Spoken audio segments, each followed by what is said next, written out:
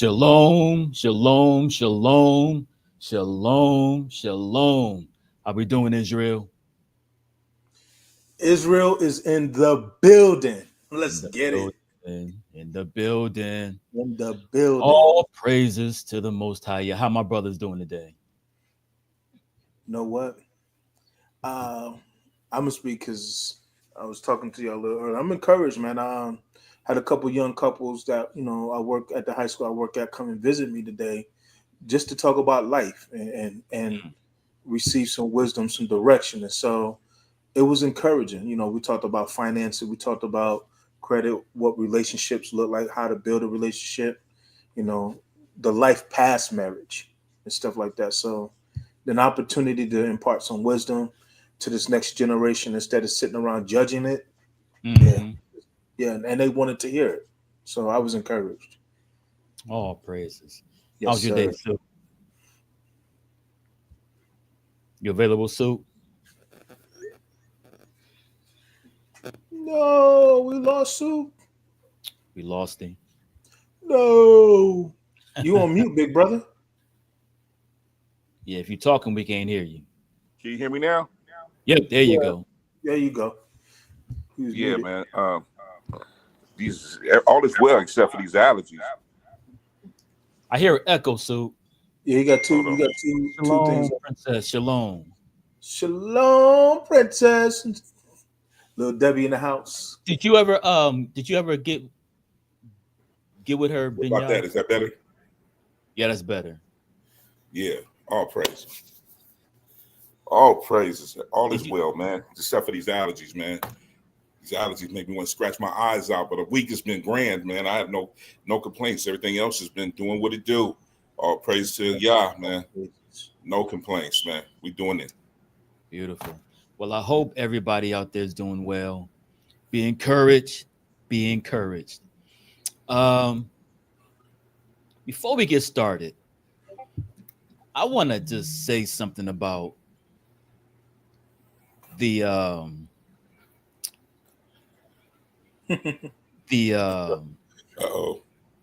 Is it the election?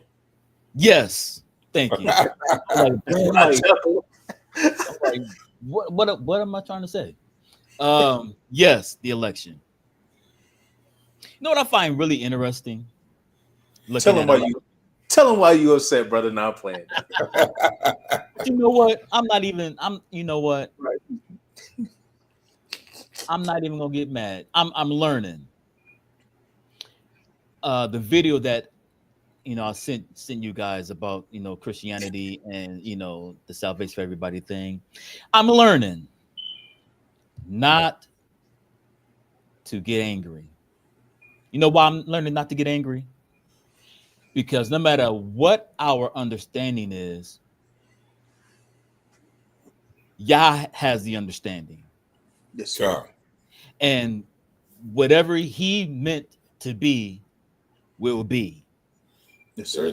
So I'm not going to spend energy getting mad. If you believe it, okay. If I believe it, okay.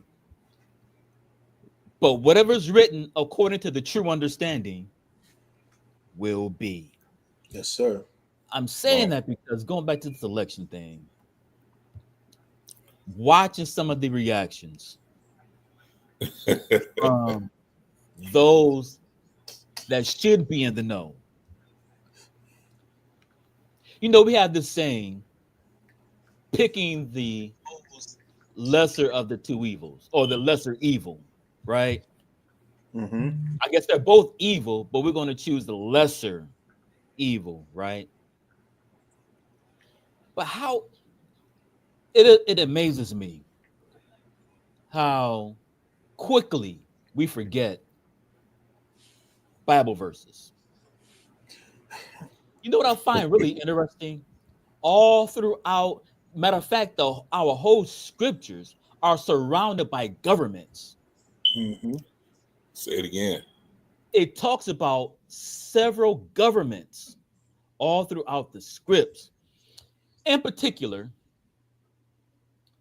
we know, matter of fact, Nehemiah worked for the government.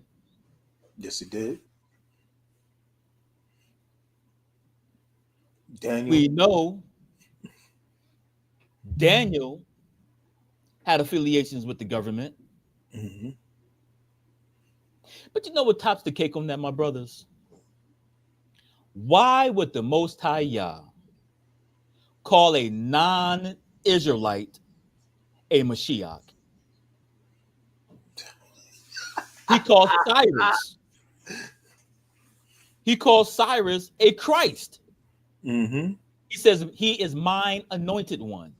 Mm-hmm.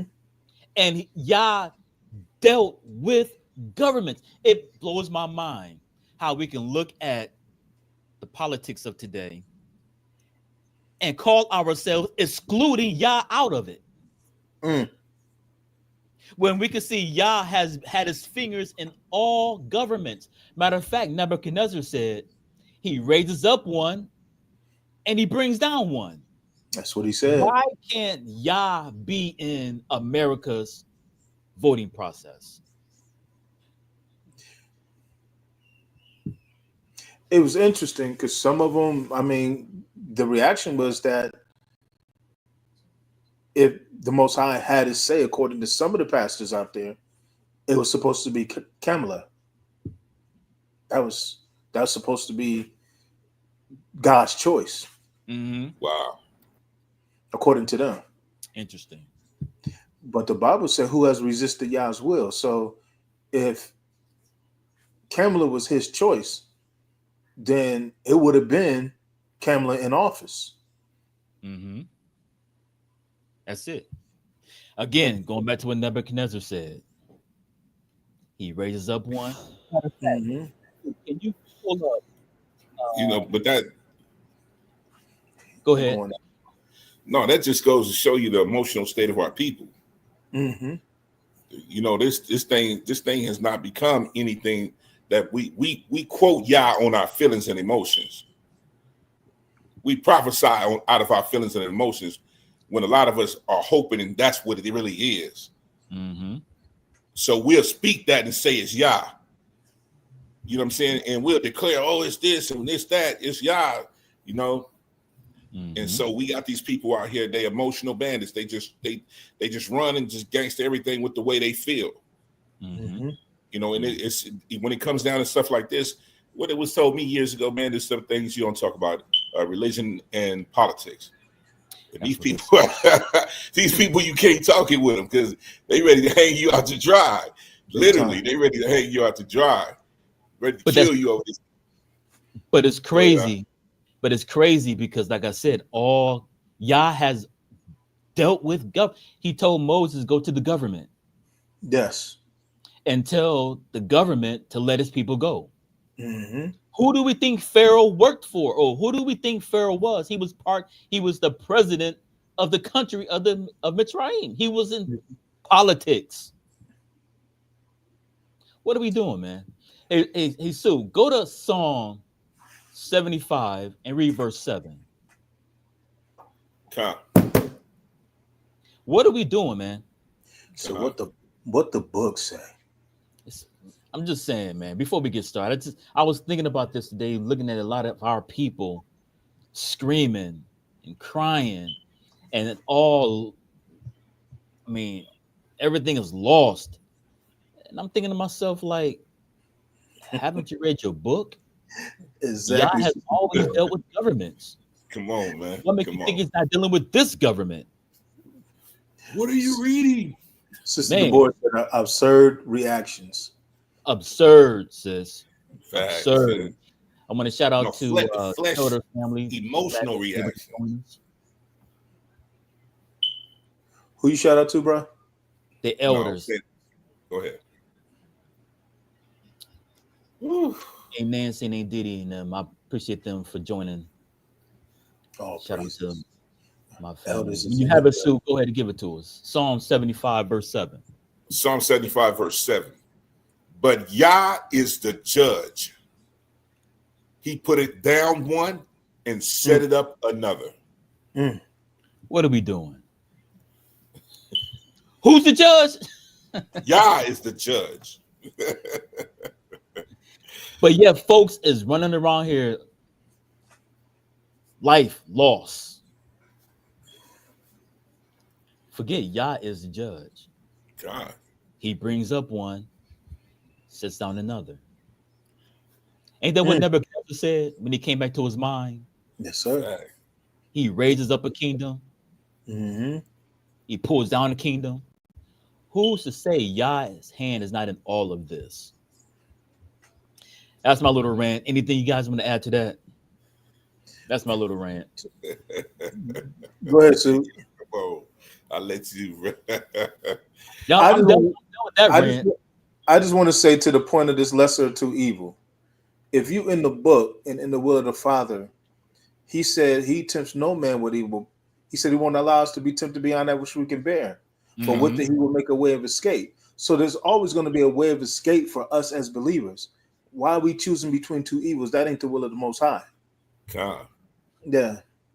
It lets you know people don't read the book, man. And I got yelled at. Yeah, I got yelled at. We're going to stay be yelled at. I got yelled at by an elder. Yeah.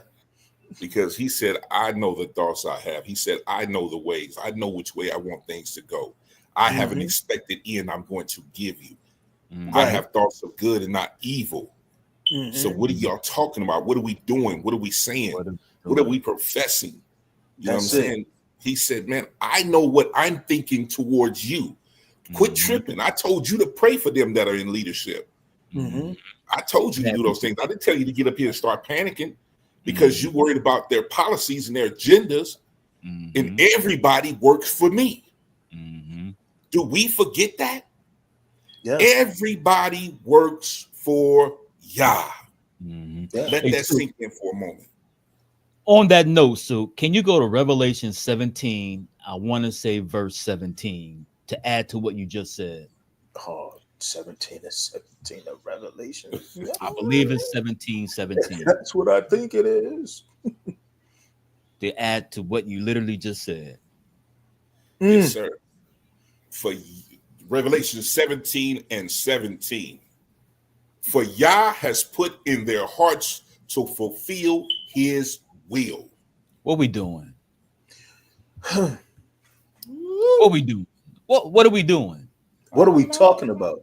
We're looking at Kamala. We're looking at Putin. We're looking at the Bushes. We're looking at Obama. We're looking at Queen Elizabeth. We're looking at all these powers. But what did Revelation 17 say, Sue? For Yah has put in their hearts to fulfill his will. Yes, sir. What are we doing? What are we doing? And to agree. And to what? And to agree. And give their kingdom unto the beast, until the words of Yah shall be fulfilled. What are we doing? It's all working according to the will of the Most. You know, love about the Most High. He's his own counsel. Ain't that the truth? That's what he said. Man, what are we doing, man? Sir. That's what he said. Why are we fretting when it's his will? What are we doing? And it starts Israel, you have the inside track. You got the book. You got the blueprint. When I posted that on Facebook, I was told by an elder, a dude that I consider an uncle, back in New York that I have an agenda. And I'm like, yeah, you're right. To encourage the people not to trust in man, but to trust in the Most High. Why are our people fretting and panicking if this is the message that's coming from the pulpit? We trust in the Most High. We have no king but Yahweh Shah Mashiach. This is what the book says. He said his strength is made perfect in our weaknesses. Let's find out what they're doing so that way we'll know where to fill in the blanks at in the spirit. This answer's all in the scriptures. Man, there's too many answers in the scriptures. What they take this away in that way, that opens the door for us to step right into power. That should be the message. He's going to protect his own. That's it. And let me say this to you people out there that fret over politics. Man, the Most High always got an inside man. What did you say? The Most High always has an inside man.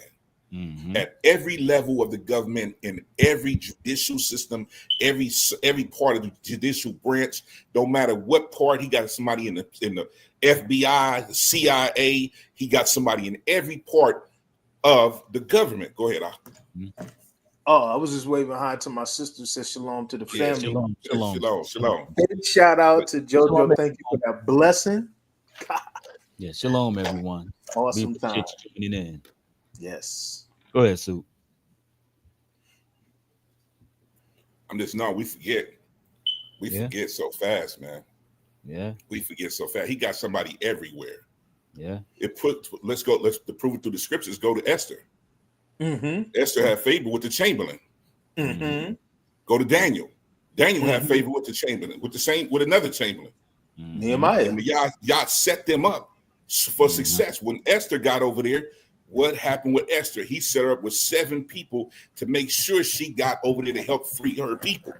Daniel and them, he said, man, the dude listened to Daniel and them. Yes, he did. So the Most High will give you favor. Yes, he will. We got to stop panicking like he don't have someone everywhere. Joseph, Khan. Come on. Yes, he set the butler and the baker up for him. I'm glad you said that, Sue. You used the word favor because from my perspective, I want to talk about that tonight. Yes, sir. Favor. But yeah, shoot. Again, I believe this is episode 3, I believe. Yes, sir. Our third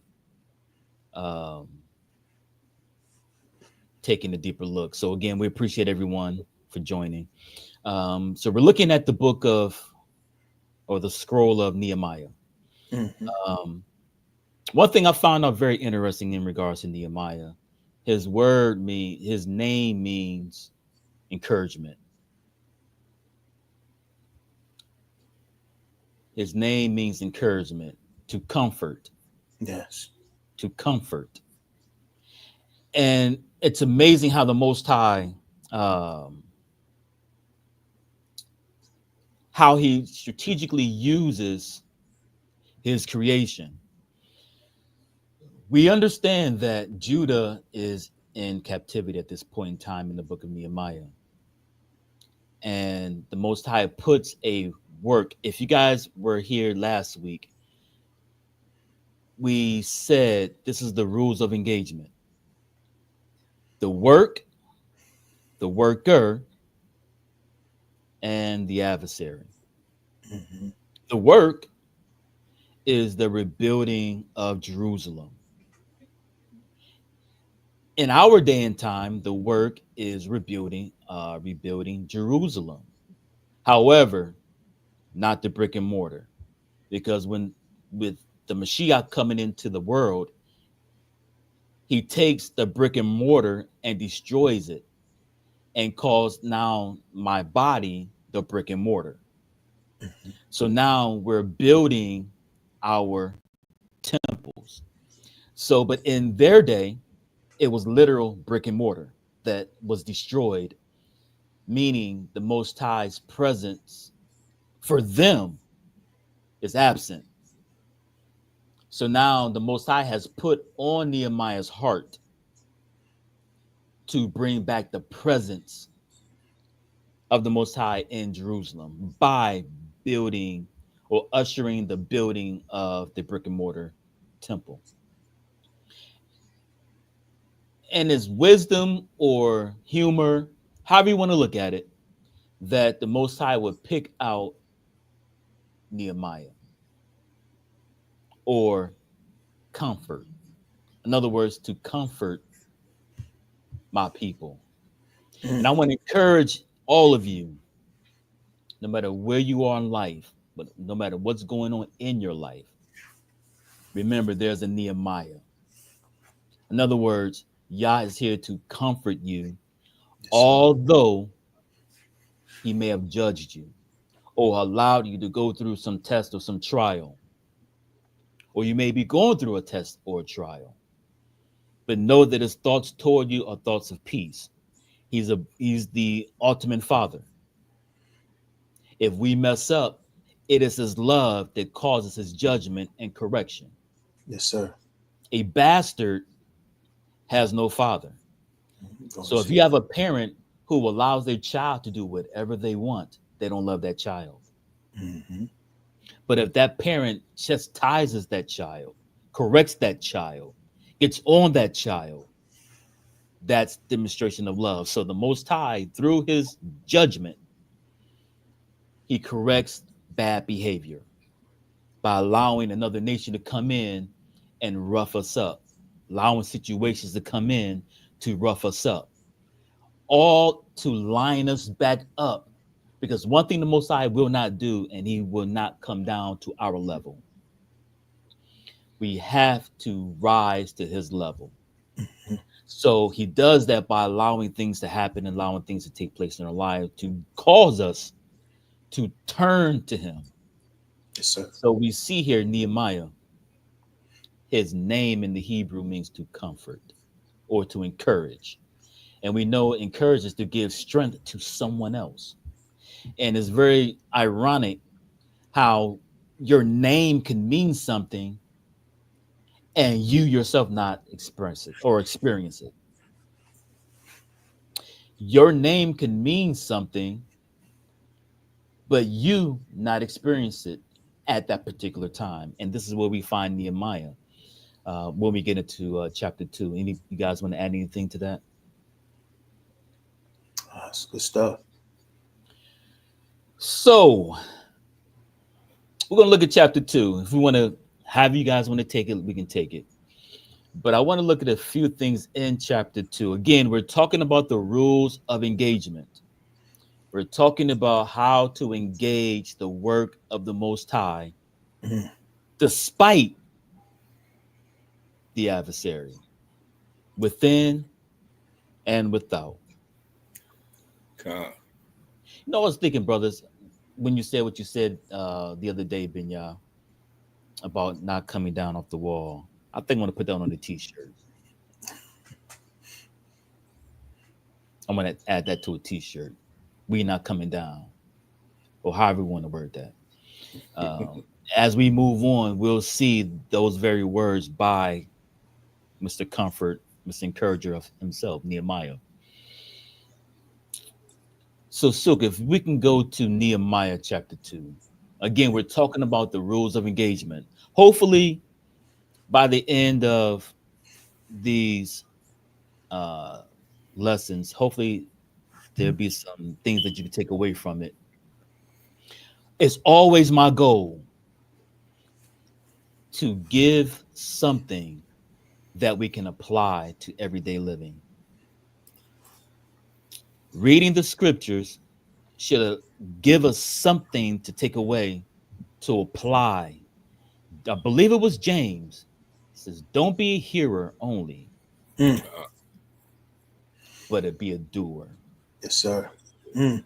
Hearing only deceives ourselves, but we got to be found doing. So hopefully we can give some nuggets or these bitty bitty seeds that we can take and apply to our everyday life.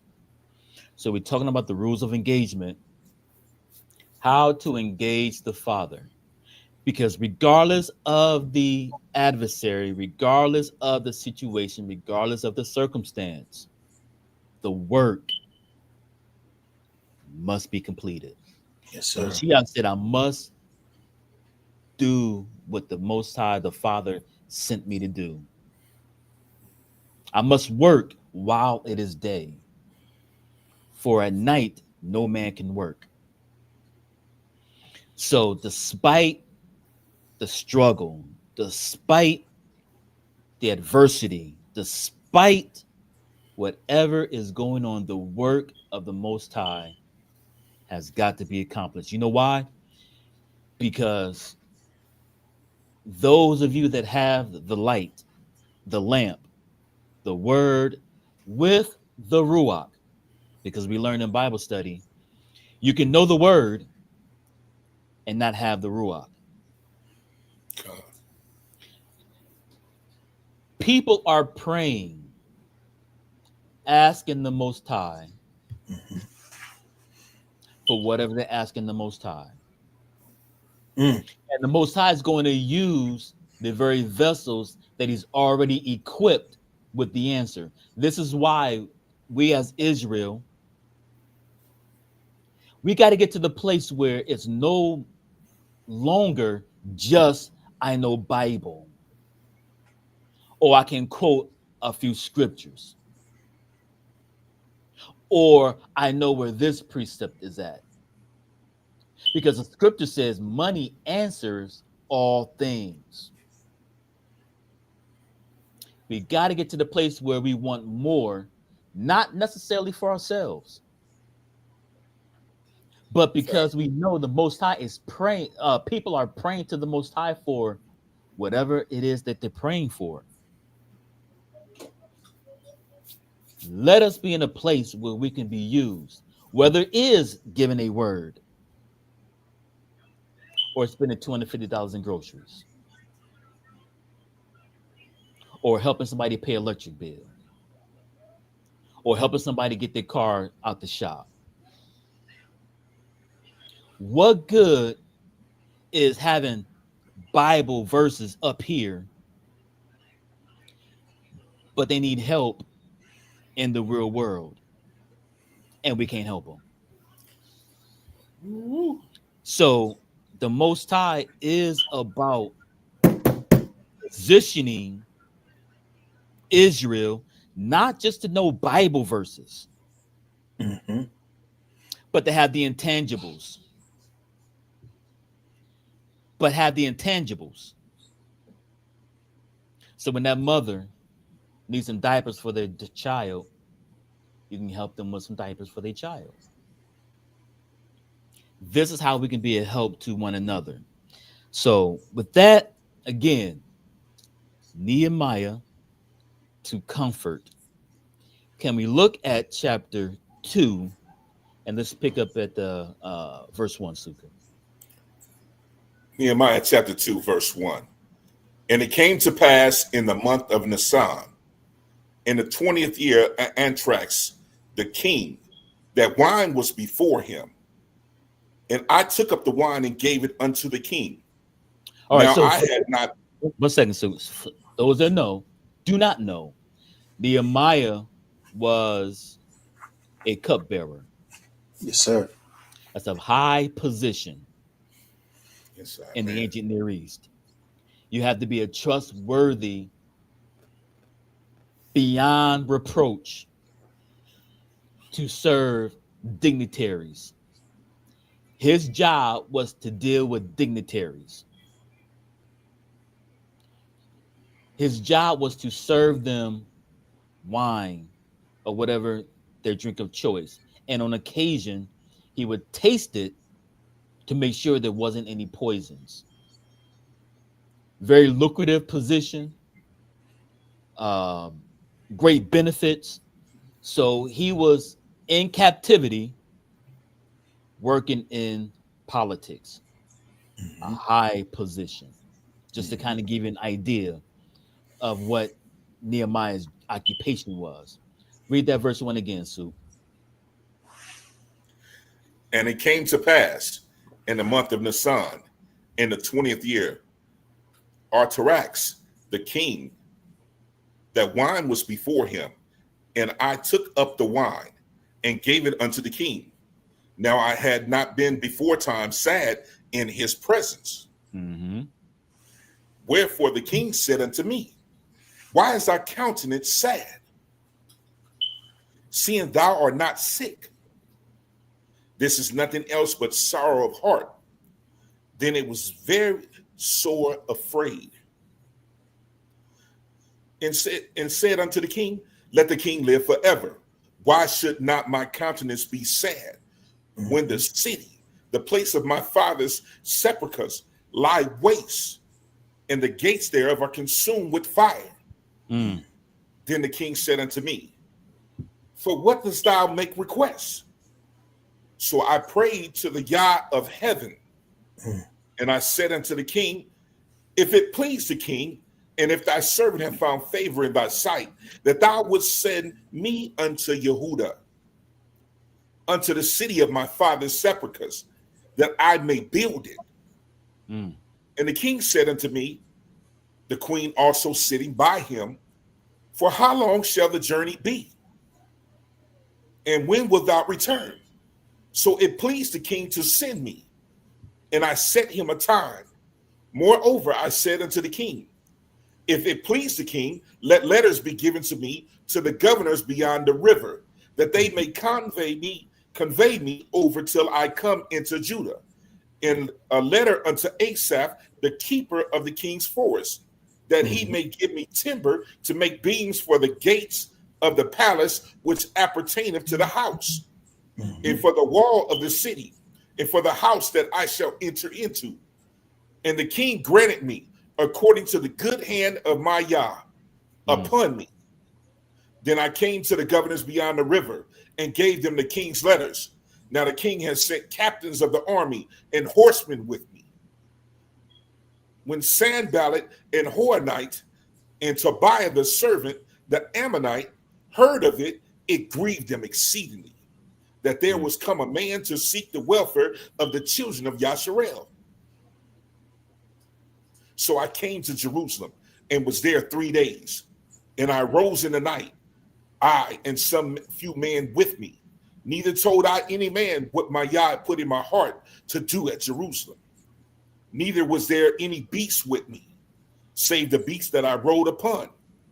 And I went out by the night by the gate of the valley, even before the dragon well, into the dung port, and viewed the walls of Jerusalem, which were broken down, and the gates thereof were consumed with fire. Then I went on to the gate of the fountain, into the king's pool. Into the king's pool, there was no place for the beast that was under me to pass.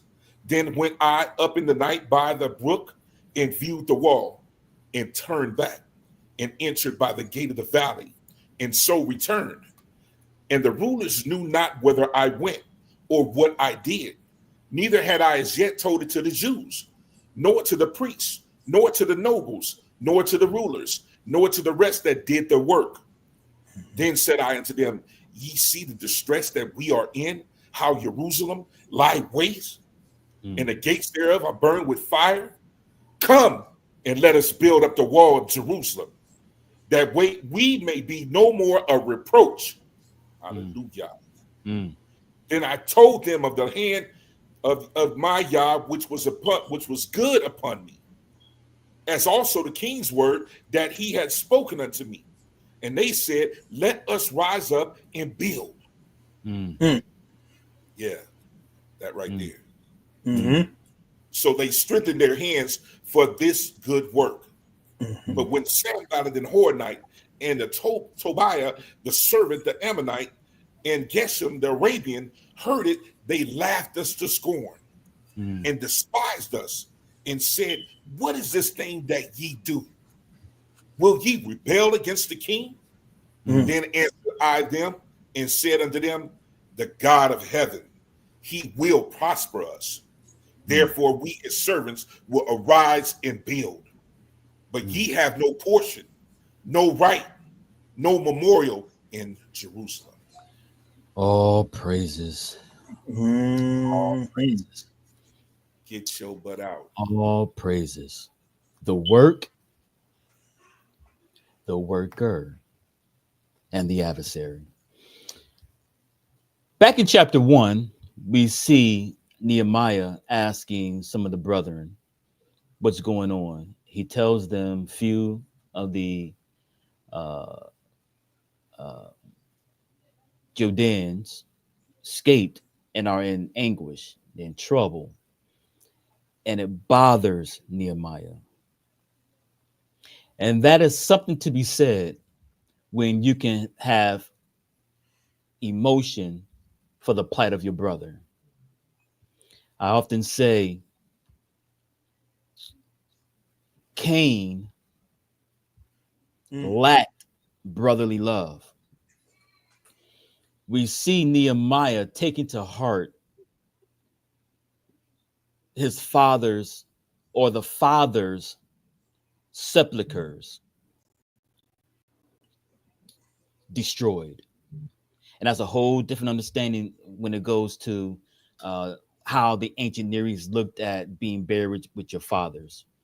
Um, it's almost have an understanding of them being disturbed. Yeah. Right then and there, the Most High puts the work into Nehemiah. And Nehemiah is sad. His countenance is fallen when he think about the glory of Jerusalem. Now that it's destroyed, buildings are burned down. See, it's hard for us to truly understand that because we never had a country of our own to take pride in. Even in wherever we are in the world, that country still don't belong to us. And even the country that we are in, that we do take pride in, it's never been destroyed. So we still don't understand what it means to one day drive by this monument and now an invading army has come in and now it's destroyed. Well, I do take that back. We do have September 11th, where people can actually drive by there and look at what used to be there. And it does bring a sense of loss. So I do take that back. We have, there you go. So we have a sense of what it feels like for an invading army. For those that are in the know, we know what happened in that particular instance. But an invading army come in and disrupt your country. So we have Nehemiah struggling with sadness. And so the Most High puts in him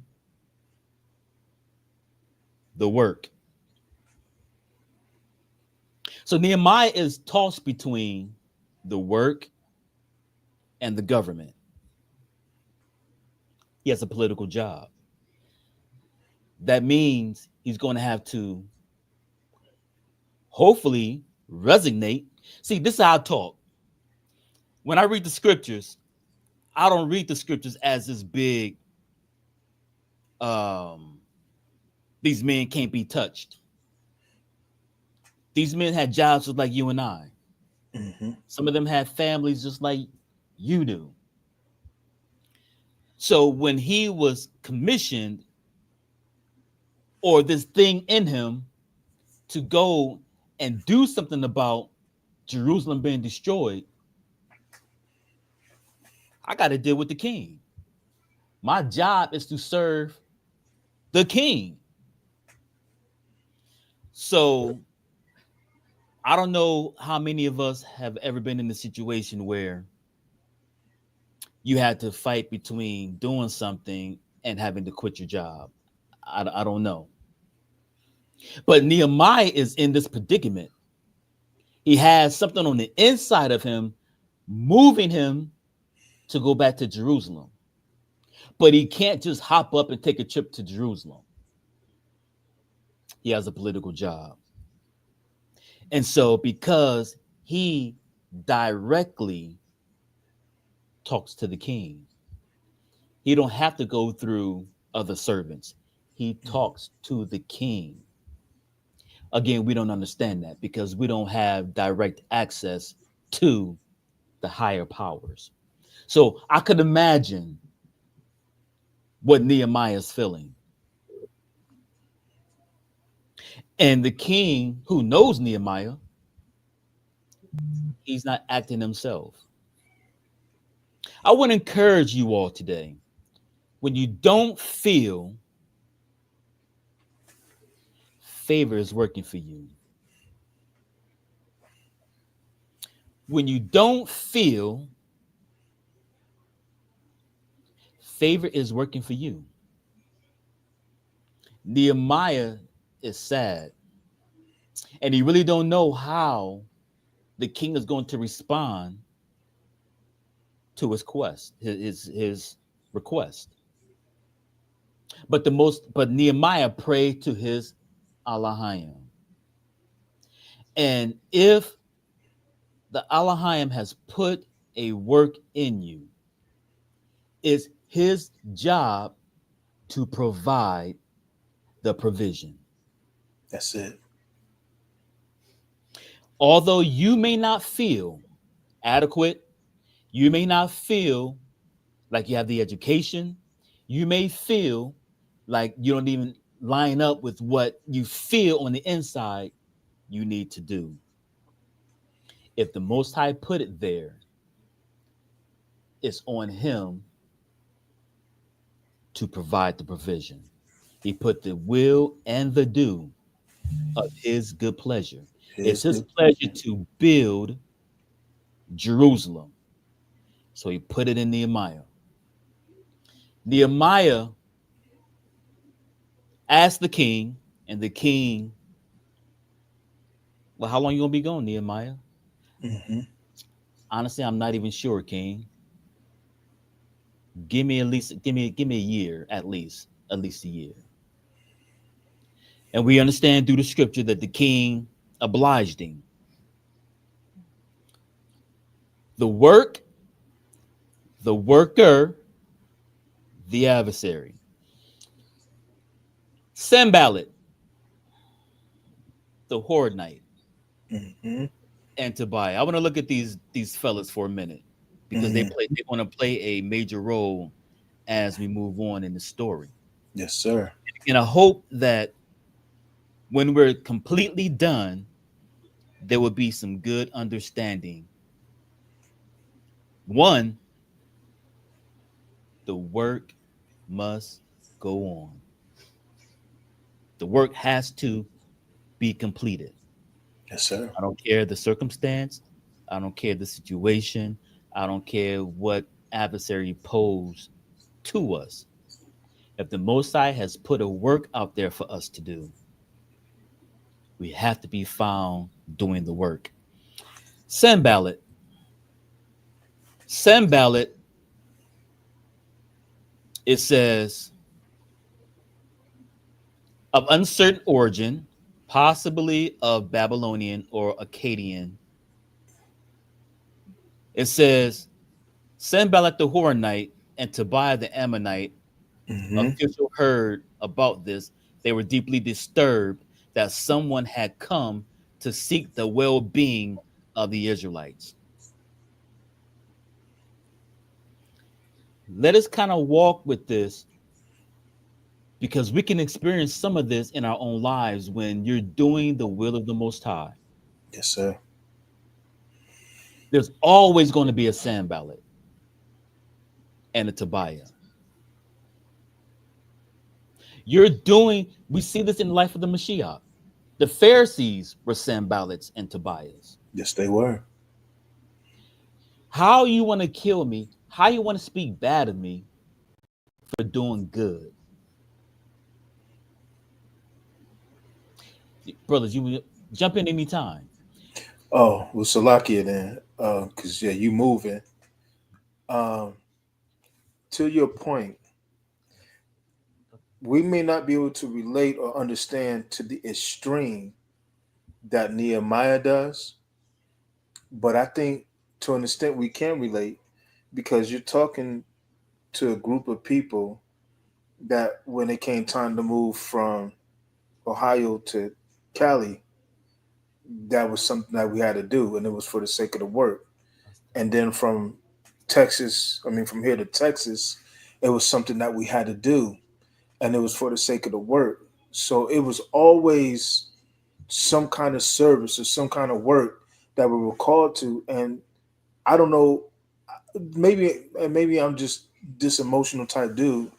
But each move was hard because what you're talking about is like, I know when y'all left Ohio, you and sis had nice jobs, nice house. Y'all had a house and Mm-hmm. things of that nature. Me and my wife were at that time even considering buying a house. She had a job with the school district. I had a job with the county. And so we're walking away from things, status, good name in the community. We was in the newspaper a couple of times, praying and just things that were happening in that area. Suka over there starting trouble like Suka do. You know, got us in the newspaper, the Loud Church, and so there was a lot that was going on. And the Most High said, "Move." And so to walk away from that, there was a tinge of sorrow. Like it was hard to tell all those relationships that you built. So to your point of the humanity of Nehemiah, that was a hard thing. When we left Cali, we left relationships, friendships. We were there for 13 years. And we left people that we loved behind because the Most High said, come to Texas and start over again. And so when you look at where Nehemiah is at, he's set, he's established. The Most High put a burden in him for the building of this wall, put a burden in him for that work. And to tell people, I'm walking away from this prestige, this status to the point that you brought up, and I'm stepping into this call of ministry.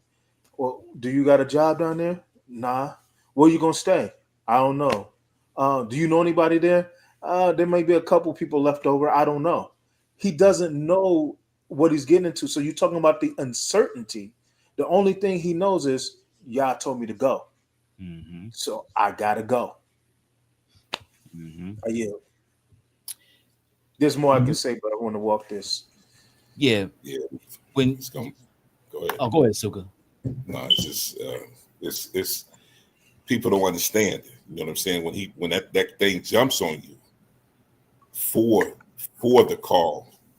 When I first came, it was like when I first met Charlie, it was like get out of California, get out of California, and go to Ohio. People thought I was crazy. I had all type of people now got a word for me. Everybody got a word for me when I'm moving. Right. The Most High said it's not time for you to go. You leaving. Everybody got an epiphany now. I'm gonna say epiphany now that I shouldn't move. Right. That I shouldn't go. Yeah. What do you mean now?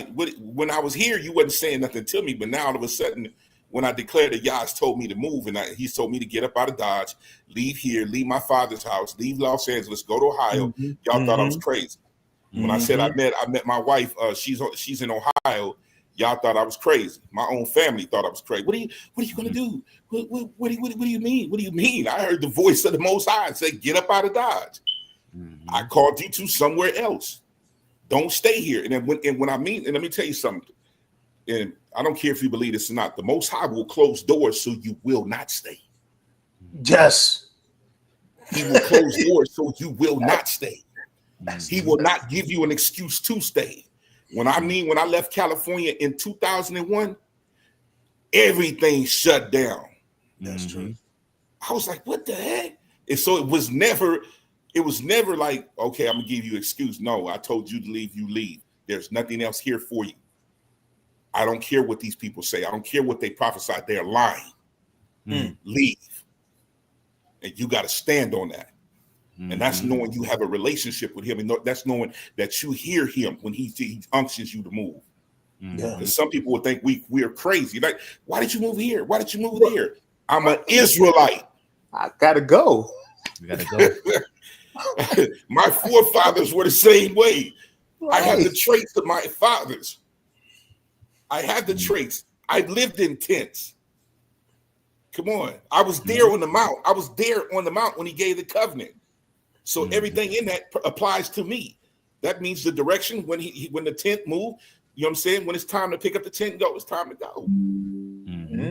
Go ahead. When going back to what Ben Yah said, my mind went back to Moses. giving up all that he had. He was raised in the Pharaoh's house. Yes, sir. Facts. He gave all of that up to be with his brothers. He said, and to go through that and to go through that struggle with the rest of them. So we can see the Most High, going back to what we're saying, the Most High will cause you to give up something in order to follow him. What do we think the Mashiach got? Take up your cross and follow me. Come on. Because he's looking at Israelite history. Yes, sir.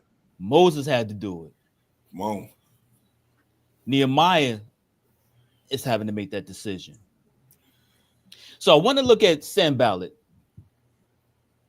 It says in the Wikipedia, Sanballat, because he's a prominent figure. We've got to get this because there's many Sanballats. Yes, sir. I'm talking about right here in 2024. And there are many Tobias. We're going to get to him in just a moment. But it says here in the Wikipedia, Sanballat. Let me move this out the way. Sanballat. It says, was a Samaritan leader. So he's in the Samaria area, northern Israel. Again, throughout Israel's history, for those that may not know, there was a time when the Assyrians came in and invaded the northern kingdom and took many of them away and then brought in many of their people into the land. Salakia. Yes, sir. Can we read it? Please do. Sukkah, can you get 2 Kings 20 chapter 17, 24 through 28? Give you some historical context in the Bible. In the book. 2 Kings chapter 17. Yep, 2 Kings chapter 17, 24 through 28. 2 Kings to Moray's explanation of the historical context of Sanballat and the potential connection he had, which is why Sanballat and Tobias were actually hating. But go ahead, big brother. 2 Kings 17, 24 to 28. And the king of Assyria brought men from Babylon and from Kutah and from Ava and from Hamath and from Sepharvaim and placed them in the cities of Samaria instead of the children of Yasharel. And they possessed Samaria and dwelt in the cities thereof. And so it was at the beginning of their dwelling there that they feared not the Most High. Therefore, the Most High sent lions among them. Whoa. Read that again. They didn't do what? That they feared not the Most High. Okay. Therefore, Yah sent lions among them, which slew some of them. Wherefore they spake to the king of Assyria, saying, the nations which thou hast removed and placed in the cities of Samaria knew not the manner of Yah of the land. Therefore he has sent lions among them, and behold, they slay them, because they knew not the manner of the Most High of the land. And the king of Assyria commanded, saying, carry thither one of the priests whom he brought from thence, and let them go and dwell there, and let them teach them the manner of the Most High of the land. Then one of the priests whom they had carried away from Samaria came and dwelt in Bethel, and taught them how they should fear the Most High. Wow. Oh, man, that's crazy right there. So we can see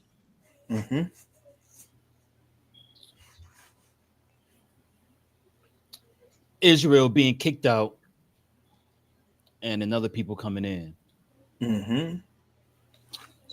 So going back to Wikipedia, Sanballat, leader in Samaria. He was an official of the Achaemenid Empire, a contemporary of the Israelites and leader of Nehemiah, who lived in the mid to late 5th century BC. He and his family are mentioned in contemporary Epiphanes papyri and Astraka. It says in Hebrew, his name, Sanballat, consider that the name is Akkadian or Sin Ubilit, Akkadian, is from the name of the Sumerian moon god, Sin, meaning sin gave life. Wow. Now, under the Akkadian understanding, sin is not referenced like how the Hebrews reference sin. Right. But I find it very interesting that Sanballat's name is from the Sumerian moon god, Mm-hmm. and that god of the moon is sin, or sin gave life. So I'm going to use that from a Hebraic understanding that Sanballat, his name is from the moon god, from the Sumerian moon god, Sin, meaning sin gave life.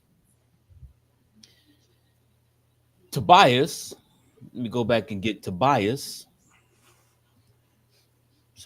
So we can already understand who Sanballat is going to represent. Tobiah or Tobias, his name means good, pleasant. It's a shortened form of Yahweh. It says here that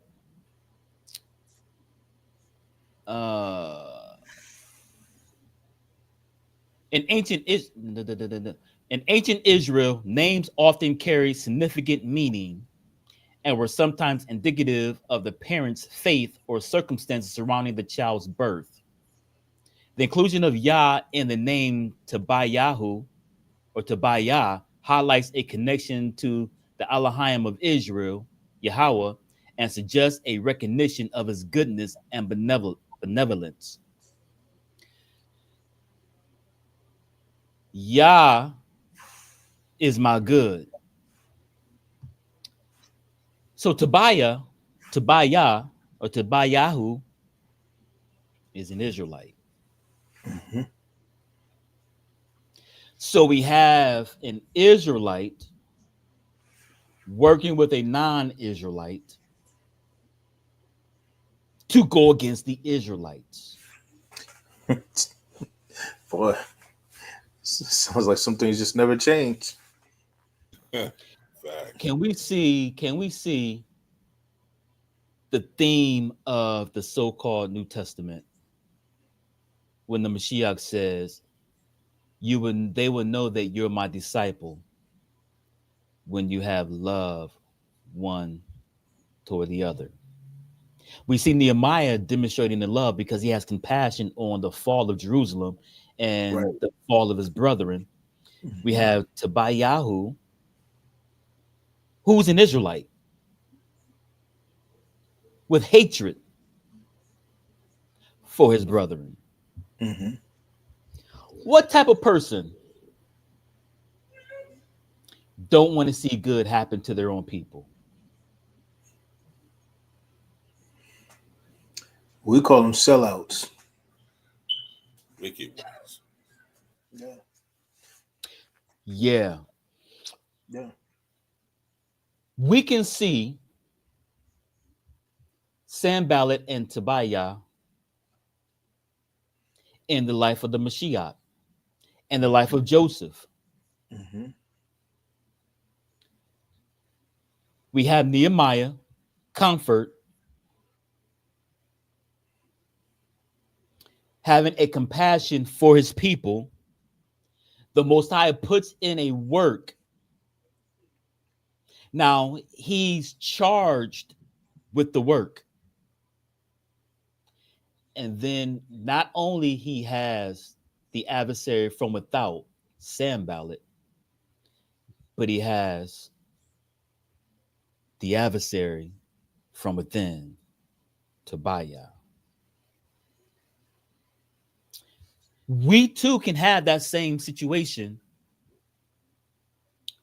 physical adversaries but we can also have, matter of fact, I can look at Sanballat or his name of the moon god Sin as the adversary from within, or the Sanballat within. And then the adversary Tobiah on the outside, who's my people. You guys want to pick up on that? Want to add to that before we move forward?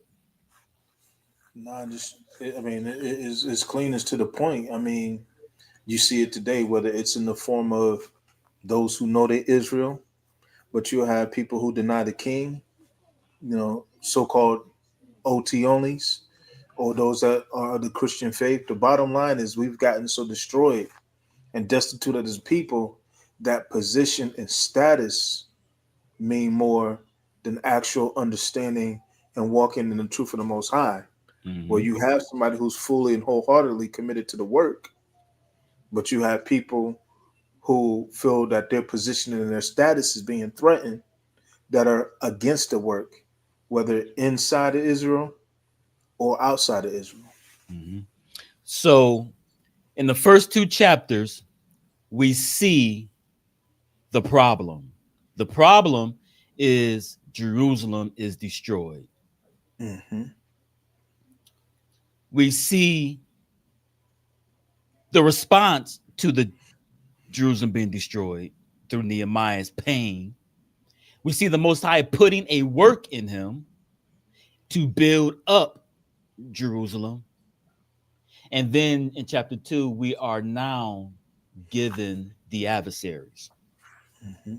So moving forward, I want us to pay attention to the rules of engagement. I'm talking about everyday life because it's easy for us to get up and do what we got to do every single day. But then when we turn that switch, and then now we're doing the work of the Most High, whatever he's charging us to do. Here comes Sanballat, the evil within each and every single one of us. And then here comes Tobiah on the outside. And you know the beautiful thing I love about it? They never go away.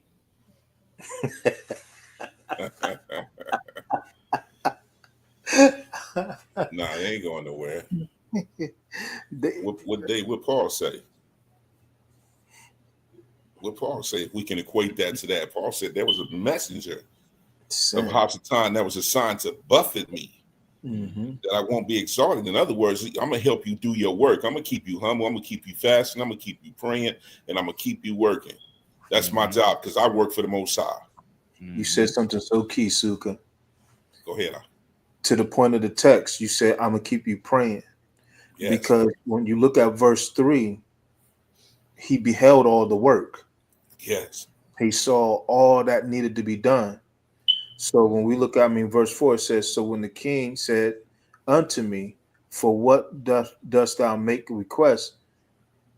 Nehemiah said, so I prayed to the God of heaven. And the first thing that we must do when we talk about humble ourselves and pray, like we humble ourselves. One, he humbled himself to the call.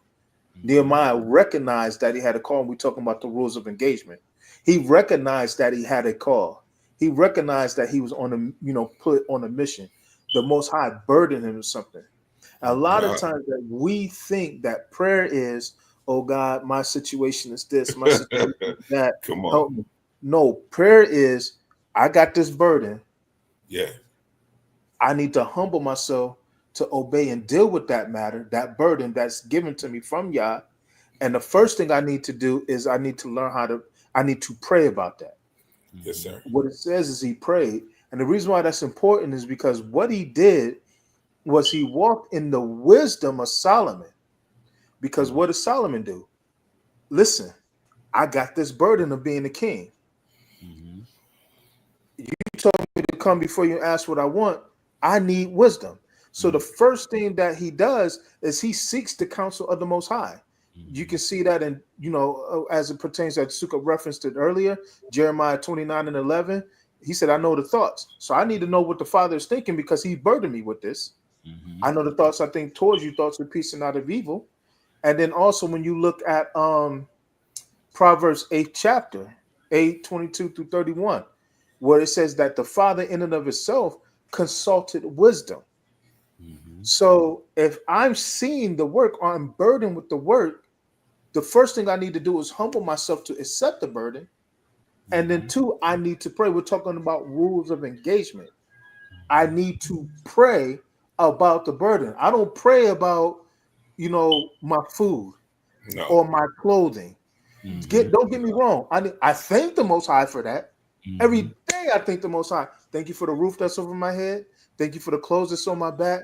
But what is it that I'm commissioned to do today? Yeah. Because I'm commissioned to seek his righteousness. And so if that's not our mindset when we pray, then we're not praying true. We're not truly praying. I yield. Go ahead, brothers. Yeah. So again, we want to be able to give us something to fight with every single day.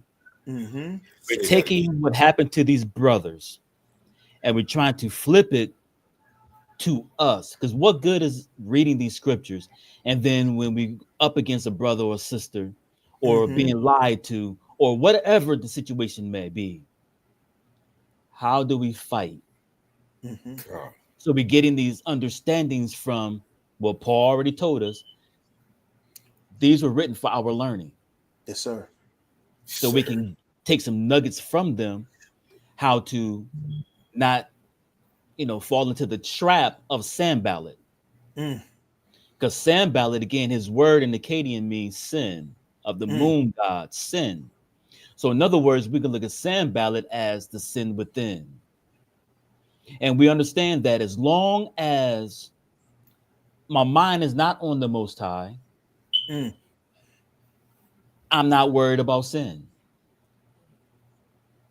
But when I make up in my mind to do right, or I'm gonna stop seeing this person, or I'm gonna stop talking to this person, or I'm gonna stop going to this location, or I'm going to change my ways. Here comes Sanballat. Here comes sin. I'm talking about the adversary within. The cherub only go where the word goes. Yeah. Soon you taught that years ago. Yeah, I did. Yeah, I did. He said, what did Sirach then tells you when you, and I don't mean to butcher, he said, when you set your heart to seek the Most High, prepare yourself for much testing. Much testing. Let me add some real quick so you can get back to it. Yes, sir. That's why the Mashiach said, take up your cross. He understands when you take up your cross, you're inviting persecution. Because what is a cross? A cross the cross don't feel good. No, that's death. He's literally telling you persecution is coming. Go ahead, Sue. No, it's coming, man. I can only go what Paul tells us. I'm so reminded of that. You know what I'm saying? Paul said there was a messenger assigned to me. There was a messenger assigned to me. He was given to me. Why was he given to him?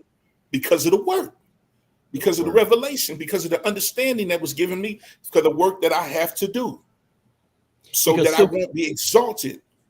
Many of Israel have that very question. They sit in their rooms. Why am I going through this? Yes, sir. And don't realize what the Most High, because a lot of us have low self-esteem. Come on. A lot of us don't believe, number one, that we can be used by the Most High. Yeah. Or that the Most High has deposited something in us that is worth value. That could be because of my circumstances, my situation, how I was raised, my environment. A lot of things can cloud what the Most High has put in Israel. Yes, sir. So you have Nehemiah with the work, the passion. He himself is down. I hope we're conveying this. He sees the work. The work is Jerusalem. Daunting. I'm in Persia. Right. So I got to get back home. Mm. So I got the burden of Yah in me. Nehemiah, Naeem says, when Paul began following the Hamashiach, Yah said he would surely drink from. He did. Yes, he did. Matter of fact, he said, let me add to that. He said, I bore the marks of Christ in my body. Sure did he ever? So when Yah puts something in you, as Ben Yah said, here come the Ruachs, because they go with the word. Yes, sir. So you have the work, Jerusalem. Nehemiah, the worker. The adversary, Sanballat, Tobiah. Mm-hmm. You have the evil within, the evil without. I hope we are conveying this. Despite all of that, Yah gave you favor. Mm-hmm. Yah gave Nehemiah favor. Yes, he did. If you guys don't take anything else from tonight, despite Sanballat, despite Tobiah, Yah has given you favor. If you have the Mashiach, you have favor. Mm-hmm. I want you guys to be encouraged, because we live in a society where we have to fight to be encouraged. Mm-hmm. There's a lot of things that are attacking us from being encouraged. But the work must continue. And if I give up, then in the time of adversity, then my strength is weak. Yes, sir. Every time Sanballat arises and I submit to Sanballat, my strength is weak. Because the rules of engagement is when Sanballat arises, Nehemiah prays. Every time Tobiah arise, he prays. You want to say something, y'all? To your point, I'm glad that you hit that. Every time that, because the Father is not making this thing up as we go. Verse 7, it says, moreover, I said unto the king, if it please the king, let the letters be given me to the governors beyond the river. So as I'm going on my journey, now what Nehemiah is asking the king for is provision. Yes, sir. Those are his that would be his passports. Go ahead. Mm-hmm. So he's asking for stuff that will get him in position to do the work. Everything that is needed. Listen, when he consulted the wisdom of the Father.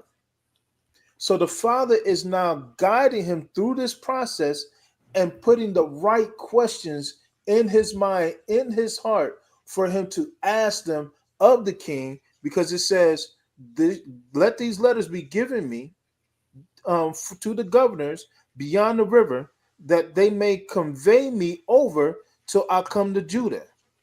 And hold on. And the letter of Asaph, the keeper of the king's forest, that they may give me. So he's getting building permits. He's getting everything that is required for him to build.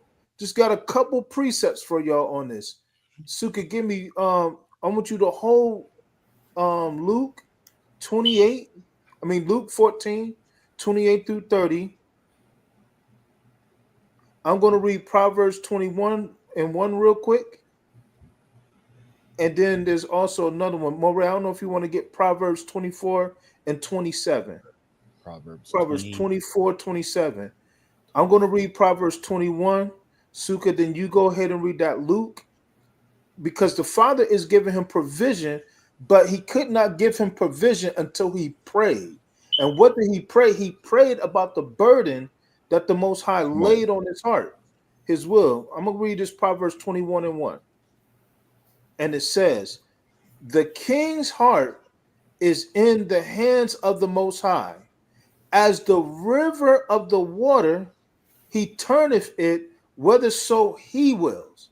And so we have, as stated earlier, Nehemiah is in bondage, so to speak. He's under another government, but the burden for the work of the Most High is still on him. And so he's praying and he's consulting the wisdom of the Father. And the Father is giving him the wisdom to execute each step along the way. Suka, give me that Luke. Luke 12. Luke 14 and 28. Mm-hmm. Luke 14, 28. 28 through 30. Yes, sir. For which of you intending to build a tower sitteth not down first and counted up the cost, whether he have sufficient to finish it? Less happily, after he had laid the foundation, is not able to finish it. All that behold it began to mock him, saying, this man began to build and was not able to finish. Mm-hmm. Is that 30? That's 30. Okay. So what we're looking at that when we see he got permits to travel. He's got permits to go into the woods and get whatever it is that needed to be gotten from the woods. So he's getting all his ducks in a row in order for him to execute the work. Give me that Proverbs, Moran. Proverbs 24:27. Prepare thy work without, and make it fit for thyself in the field, and afterwards build thine house. Prepare your work. So when the Father hits you with that burden, that's the time to pray. Sukkah always bring up. I always hit Sukkah with that Joshua 1st chapter, where it talks about the greatest pep talk ever. The word came first. Be strong and courageous. I'll give you the land. Do not let this book of the law depart from the mouth. Be strong and courageous. Did not say be strong and courageous. When they come to Jericho, what was Joshua doing before they hit Jericho? Praying. Seeking the wisdom, the counsel of the Most High, so he can get instructions on how to perform the work, perform the task, perform the burden. This is what Nehemiah is literally doing right here.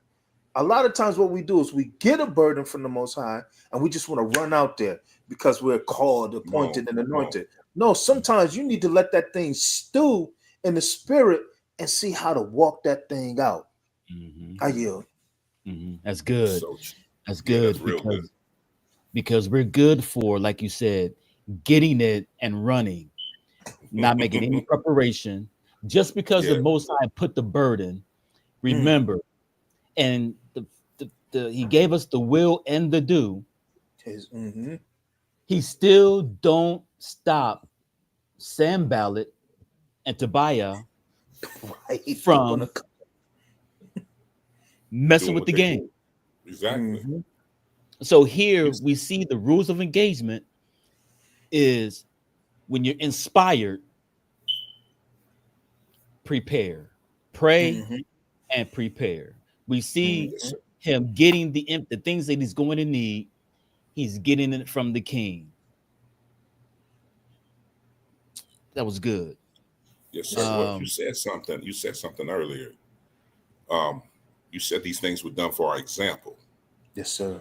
These things were done for our example. So when we talk about the rules of engagement as we're pertaining to now, we need to go back and check the rules and see the examples that was given to us on how to execute certain things. Because a lot of us tend to get emotionally charged and like you said, Moray, forget the instructions. We don't. We run out there because the Most High spoke to me, but no, he give you wisdom too with that. You know what I'm saying? Just because you call don't mean it's time for you to run. Can't run yet. You don't know nothing. You know what I'm saying? And then a lot of us stepping our own way, but by not taking heed to the instructions. You know, when we talk, listen, everybody work for y'all, but that don't mean they not gonna come for your head. Right? Because just like Paul said, if somebody was assigned to me, because I had a certain type of work to do. You know what I'm saying? It was a certain type of work. What Daniel said, he said, the angel came and told Daniel, man, the day you set your heart, he had answered, but something was held up. I had to fight. I had to fight to get here to give you what you need. So are you going to run out because he spoke and you didn't get no instructions? You prayed, but you just stayed to wait for the instructions to move. So how to engage the situation, how to engage your enemy. Because Paul tells us we wrestle not against flesh and blood. So these intelligent beings that have been here that know how to deal with you.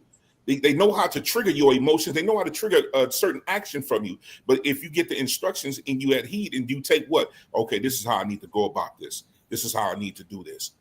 How did David handle it? How did Paul handle it? How did Jeremiah and them handle it?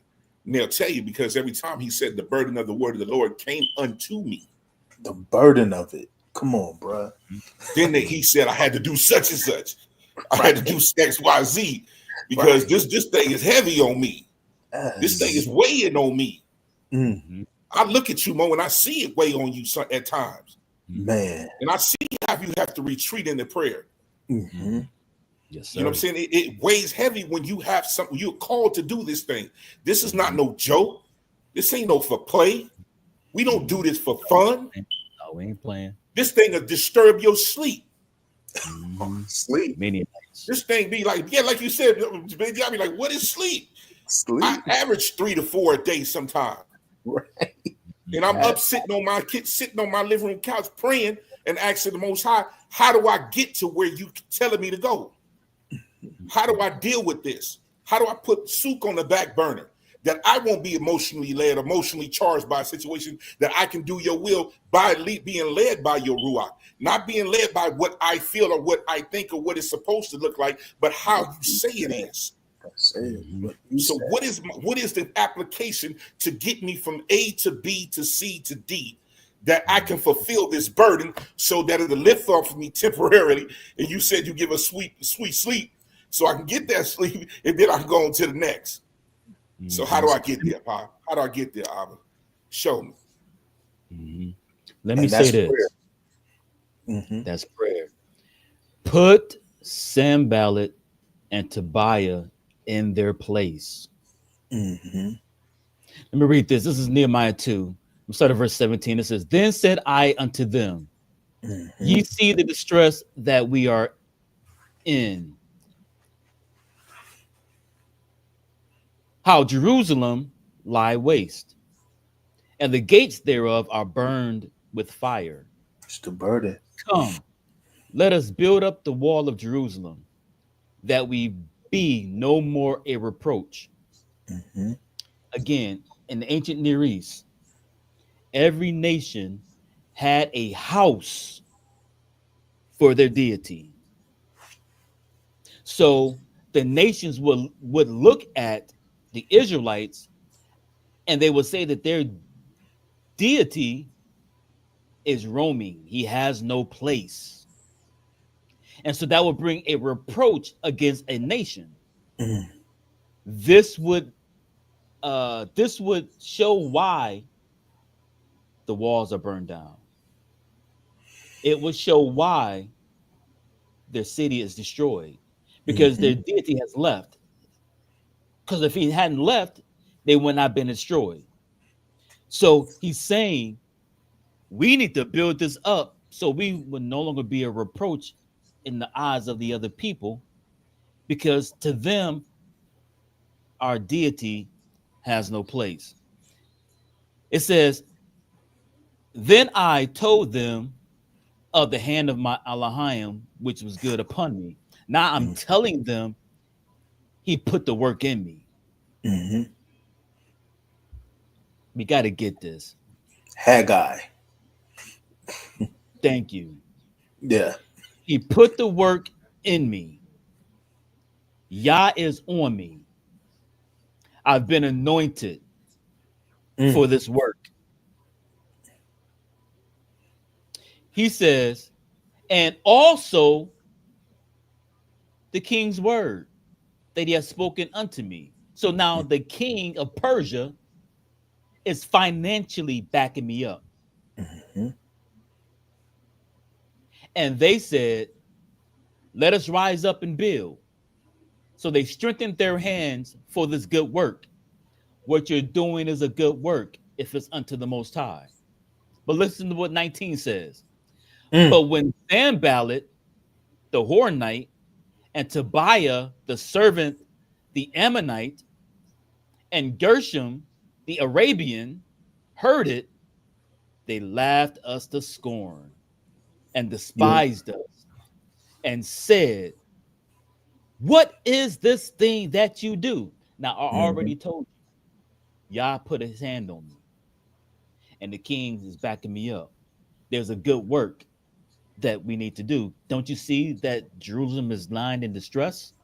So let me ask you a question to that, Moray. Yes, sir. You telling me he got letters up Uh-huh. in the earlier up in the earlier verses? You got military backing, Right. financial backing, Right. his own testimony, a man of Mm-hmm. integrity, obviously because he's the cupbearer. And Mm-hmm. you mean to tell me they still questioning it? They still question the work, Scorning him. They scorning scorning him. it. They laughing Oh, at him, talking all about of him. that backing him. Yeah. Yeah, okay. When we are doing this work, we see Sanballat and we see Tobiah and Gershom and people whom the Most High is not talking to. Mm, Why in the world would we ever get depressed, get sidetracked off of people whom Yah is not even talking to? that's it. And we know he's not talking to them because what did the Mashiach say? He says, Satan, get thee behind me. For you Mhm. are not mindful of Mm, the things of Yah, but the things of man. that's it. If you were of the Most High, you would understand my speech Mm, and you wouldn't be scorning me and you wouldn't be making fun of me and you wouldn't be ridiculing me. mm-hmm. So, again, rules of engagement. I have this saying understand who you're talking to, consider the source. If you know the Most High is using you for good work and you're having Sanballats, that's the evil within. You will never be nothing. You can't do it. Whatever that looks like, it sounds like. Old habits wanting to creep up. And Tobiah, people on the outside telling you why you thinking like that. Ain't nobody in your family ever did that. You can't do that. Why would you ever allow that to bother you, considering you already know the Most High put a good work in you?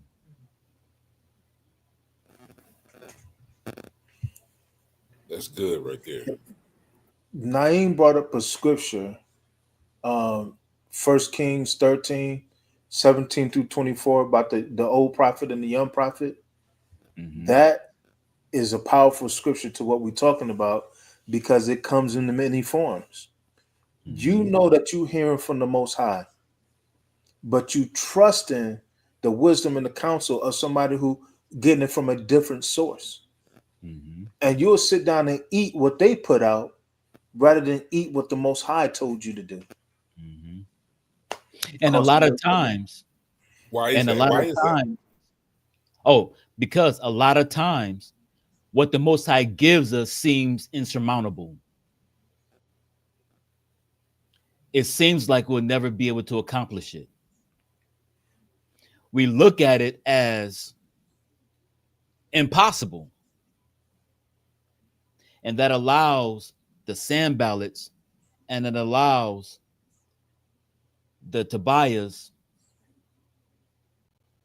to work their work. Mm-hmm. But when you know that you know, we can do what Nehemiah did. He prayed and he used the word of Yah Yes, sir. back to Yah. Go back and Mm-hmm. reread chapter 1. He quoted what Yah told Moses in the midst of his distress, in the midst of getting this work or this desire to go back into Jerusalem. He gave Yah his word. That's it. And accompanied that word, it gave him favor with the king. And with that favor comes Sanballat and Tobiah. Say it again. Well, Christ said it.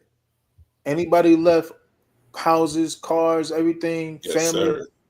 shall receive it back in this lifetime Mhm. with persecution. With Persecution is a part of our journey. So that it's persecution is safe to say. Sanballat, that's Tobiah. What'd you say, Sue? So it's safe to say, favor comes with attacks. Favor comes with challenges. Absolutely. Favor comes with persecution. Favor They're going to comes hate with you. you being tested. Mm-hmm. And favor also comes with you having an assigned enemy on you to keep you humble, to keep you focused. Mm-hmm. Look at See, David. some of us think, and that lets me know. I'm sorry, go ahead. No, I'm saying look at David. Go ahead, run with it. Come on, sometimes. So that lets me know that Most High is loving me even more to keep an enemy assigned to me, to keep me on my knees, to keep me humble, to keep me focused, to keep me seeking Him, to keep me praying, to keep me fasting, to keep me saying, okay, listen, shut that junk up so you can do this. Regardless of what you're going, come on. I'm here. The enemy is pressing me to do the will. Yes, sir. If I want the favor, the enemy gonna press me to get it. Yes, sir. Mm-hmm. If we channel that right, Con. because the enemy's job is to stop us from the work using circumstances, using past history, using mommy not being there, daddy not being there, husband, wife mistreating me, kids don't love me. He's going to use those things to get us to stop the work. But the work must continue regardless of the adversary. Regardless. If anybody want to come to the stage, put it in the comment, and then we'll send you the link. So go ahead. I was gonna say, to the point of that, we talk about David. From the time David was anointed, like David was minding his own business, but from the time David was anointed till now, till the time he died, David faced those issues, those challenges. From a standpoint, when he was anointed, he go to serve food to his brothers. What happens? His brothers is clowning him like, yo, you just being nosy. He end up slaying Goliath and serving in the army. What happens? He gets beef with Saul. So he's running from Saul for 15 years. So when you look at like David's life all through his life, as he's anointed, but yet every step of the way is met with adversity. Every step of the way, as the Most High elevated him, exalted him, every step of the way, he was met with adversity.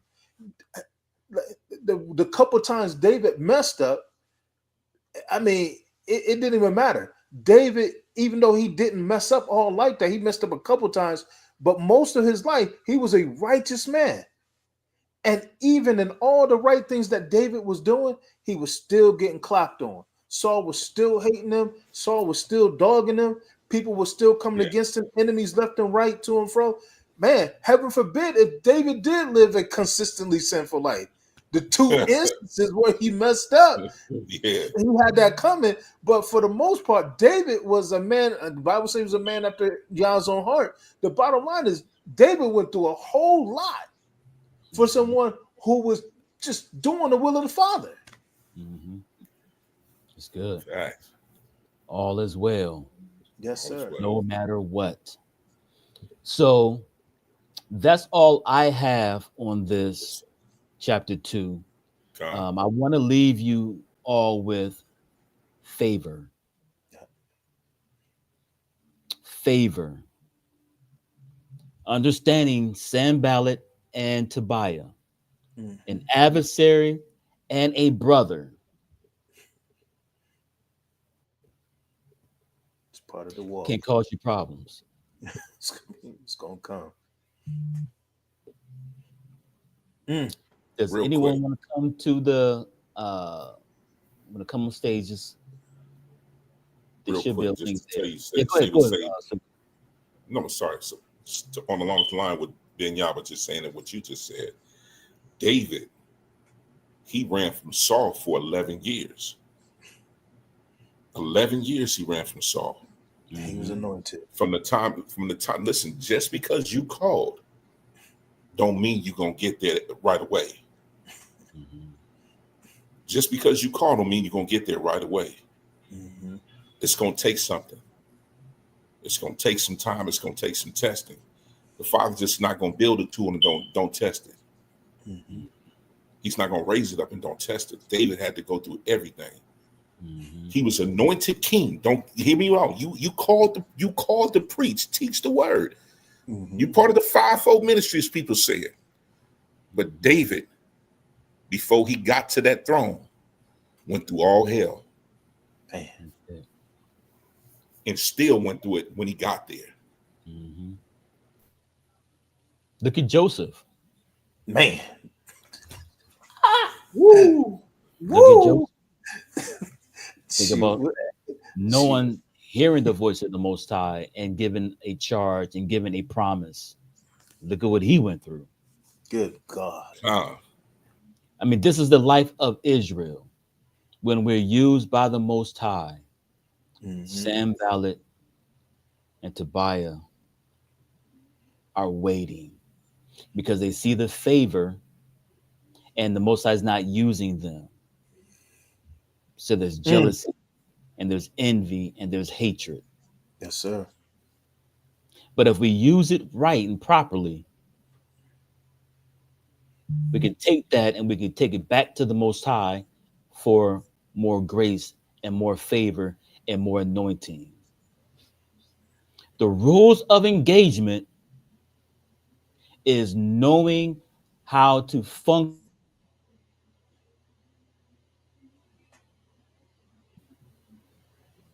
The stress I'm talking about is when you're living righteous before the Most High.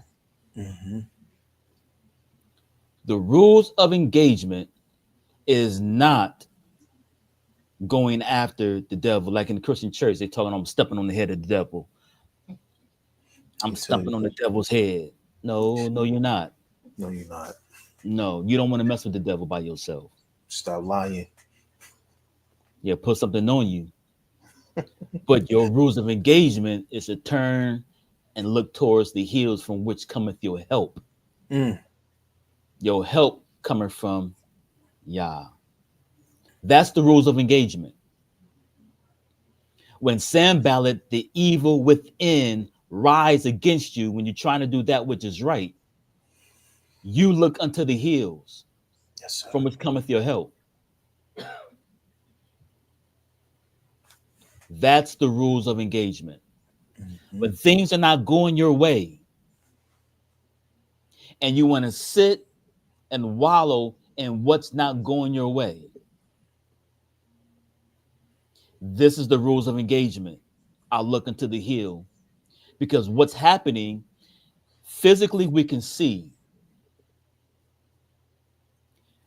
and physically we try to fix.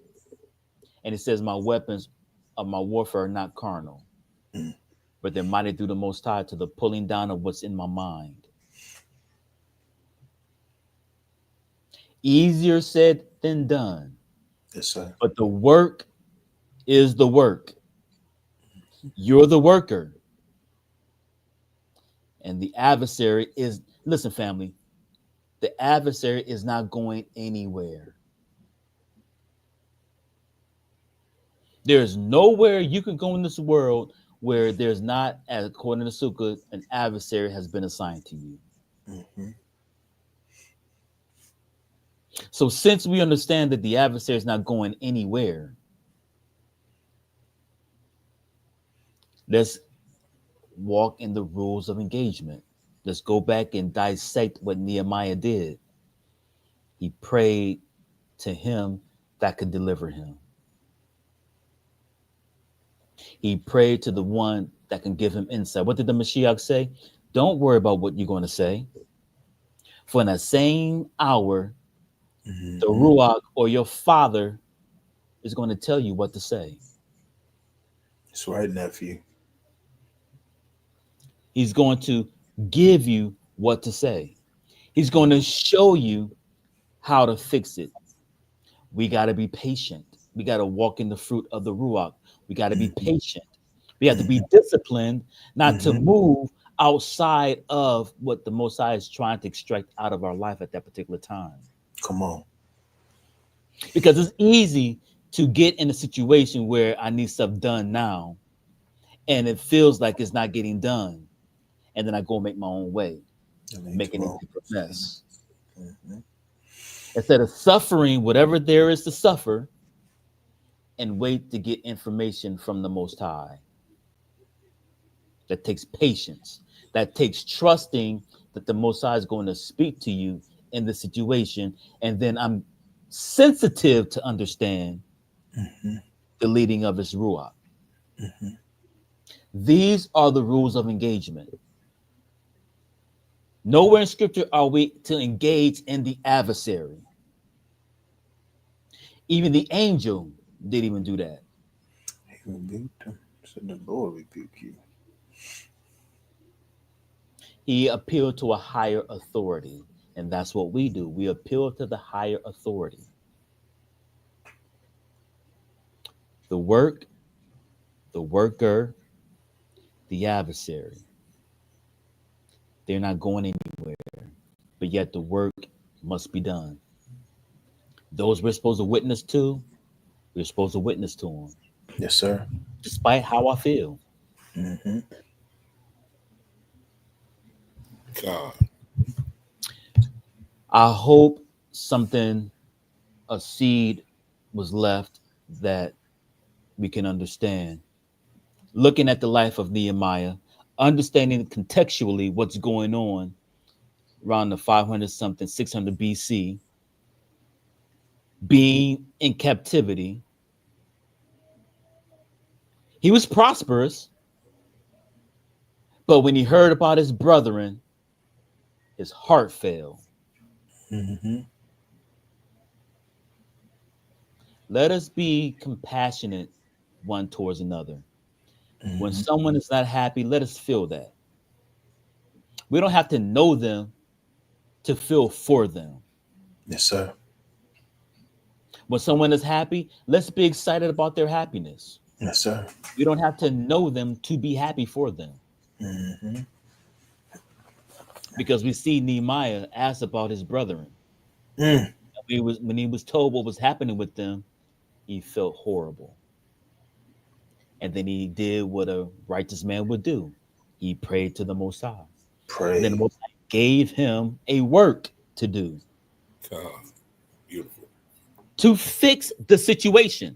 So again, as I alluded to earlier, knowing Bible is one thing, but having means is another.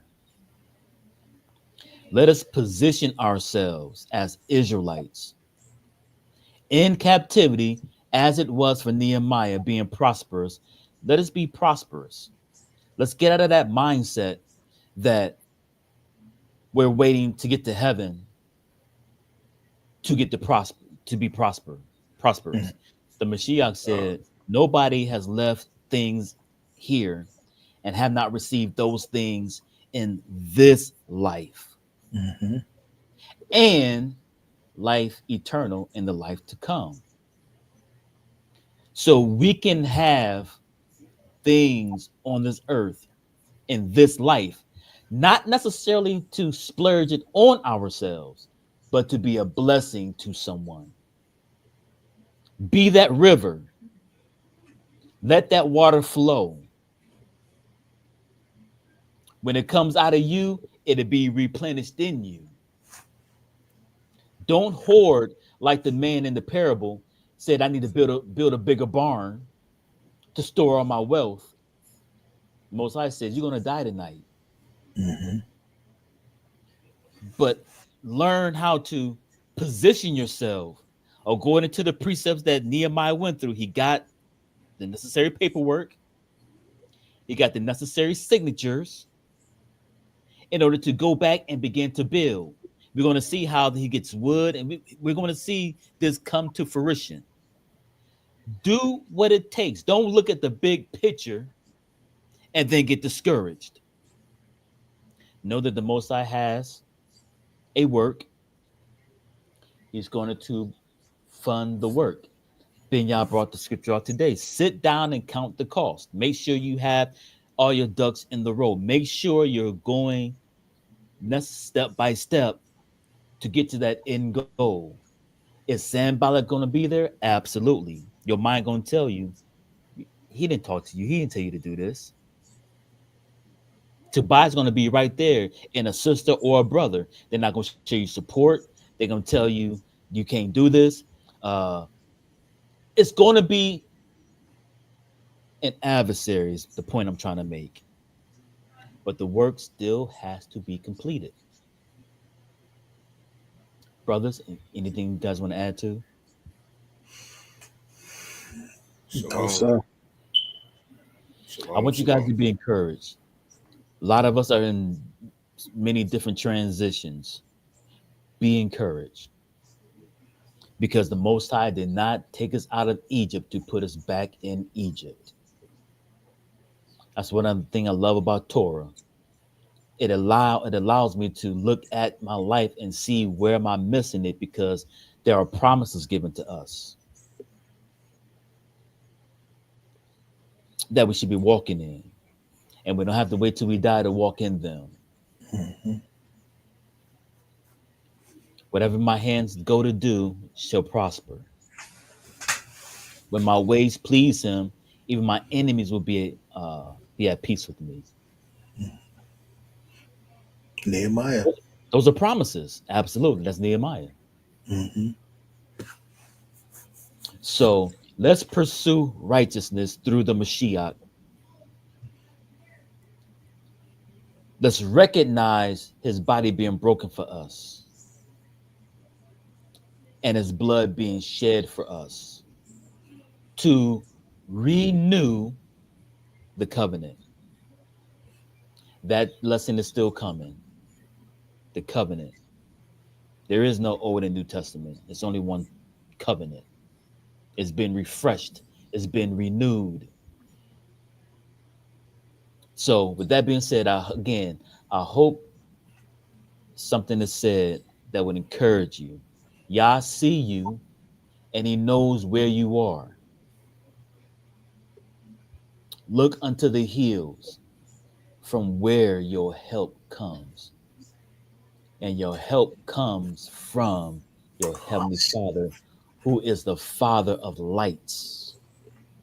He's the Father of spirits. And as Sukkah say, he has a man sensitive to his ear, to his voice, somewhere in the world. Mm-hmm. Everybody is in his heart, in his hands. Mm.